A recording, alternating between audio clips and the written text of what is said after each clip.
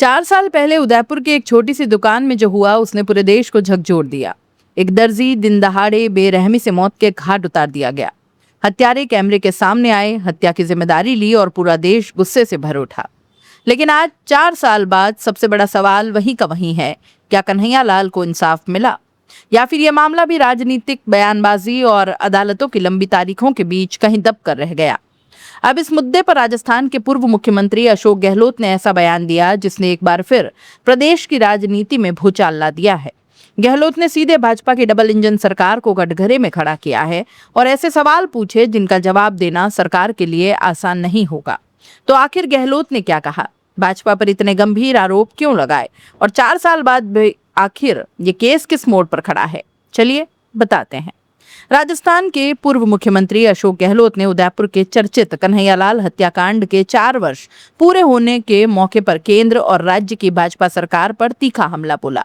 शनिवार को social media platform x पर की गई अपनी पोस्ट में गहलोत ने कहा कि 4 साल बीत जाने के बाद भी कन्हैयालाल के परिवार को न्याय नहीं मिल पाया है।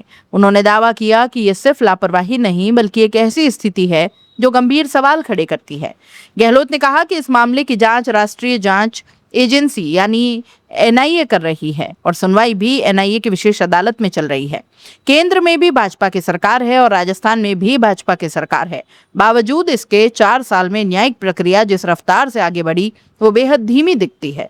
उन्होंने आंकड़ों का हवाला देते हुए कहा कि अभियोजन पक्ष को कुल 180 गवाहों में से अब तक केवल 21 गवाहों की ही गवाही पूरी हो पाई है, यानी अभी 159 गवाहों के बयान दर्ज होना बाकी है।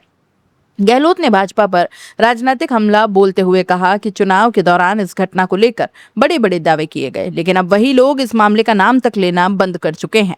उन्होंने आरोप लगाया कि प्रधानमंत्री नरेंद्र मोदी और केंद्रीय गृह मंत्री अमित शाह जब भी राजस्थान आते हैं तो कन्हैयालाल का नाम तक नहीं लेते और ना ही ये बताते हैं कि दोषियों को सजा कब होगी। पूर्व मुख्यमंत्री ने प्रदेशवासियों से अपील करते हुए कहा है कि जनता को भाजपा के असली चरित्र को पहचानना और समझना चाहिए। उनका आरोप है कि इस पूरे मामले का इस्तेमाल केवल राजनीतिक लाभ के लिए किया, जबकि पीड़ित परिवार आज भी न्याय का इंतजार कर रहा है। अब अगर इस केस की वर्तमान स्थिति पर नजर डाली जाए तो तस्वीर और भी चौंकाने वाली दिखती है। वो 28 जून 2022 को उदयपुर में दर्जी कन्हैयालाल की उनकी दुकान में अंदर घुसकर हत्या कर दी गई। इस घटना ने पूरे देश को हिलाकर रख दिया और उसके बाद मामले की जांच एनआईए को सौंप दी गई। दिसंबर 2022 में एनआईए ने गौस मोहम्मद रियाज समेत अन्य आरोपियों के खिलाफ चार्जशीट दाखिल की। इसके बाद विशेष अदालत में मुकदमे की सुनवाई शुरू हुई। पिछले 27 महीनों के ट्रायल के दौरान 180 गवाहों में से सिर्फ 21 गवाहों के बयान ही दर्ज हो पाए हैं, यानी मुकदमा अभी भी शुरुआती चरणों से पूरी तरह बाहर नहीं निकल पाया है। सबसे अहम बात यह है कि हत्या के प्रत्यक्षदर्शी गवाह ईश्वर गौड़ और राजकुमार सहित कई महत्वपूर्ण गवाहों की गवाही तक अभी बाकी है। 18 जून को डीएनए विशेषज्ञ डॉक्टर राजेश की गवाही प्रस्तावित थी, लेकिन किसी कारणवश वो भी नहीं हो पाई। अब उनकी गवाही 2 जुलाई को प्रस्तावित है। मामले में कुल 9 आरोपी हैं। इनमें से 2 आरोपियों जावेद और फरहाद को अलग अलग अदालतों से जमानत मिल चुकी है, जबकि बाकी 7 आरोपी अजमेर की हाई सिक्योरिटी जेल में बंद है। सवाल सिर्फ अदालतों की तारीखों का नहीं है, सवाल उस भरोसे का है जो हर नागरिक न्याय व्यवस्था से रखता है। जब देश को झकझोर देने वाले मामलों में भी सालों तक गवाह पूरे नहीं हो पाते, मुकदमा अपनी अंतिम मंजिल तक नहीं पहुंचता और पीड़ित परिवार इंतजार ही करता रह जाता है, तब स्वाभाविक रूप से लोगों के मन में कई सवाल उठते हैं। क्या न्याय मिलने में इतनी देरी उचित है?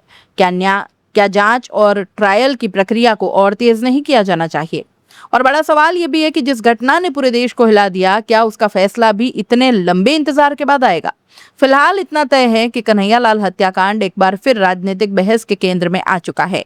एक तरफ विपक्ष सरकार की नीयत और न्यायिक प्रक्रिया की गति पर सवाल उठा रहा है, तो दूसरी ओर सभी की निगाहें अब एनआईए की विशेष अदालत और आने वाली सुनवाई पर टिकी है। अब देखना होगा कि 4 साल से न्याय का इंतजार कर रहे इस मामले में आगे की कार्रवाई कितनी तेजी से बढ़ रही है और आखिर वो दिन कब आता है जब अदालत का अंतिम फैसला सामने होगा। आपकी इस पूरे मामले पर क्या राय है? क्या इतने संवेदनशील मामलों की सुनवाई के लिए विशेष समय सीमा तय नहीं होनी चाहिए?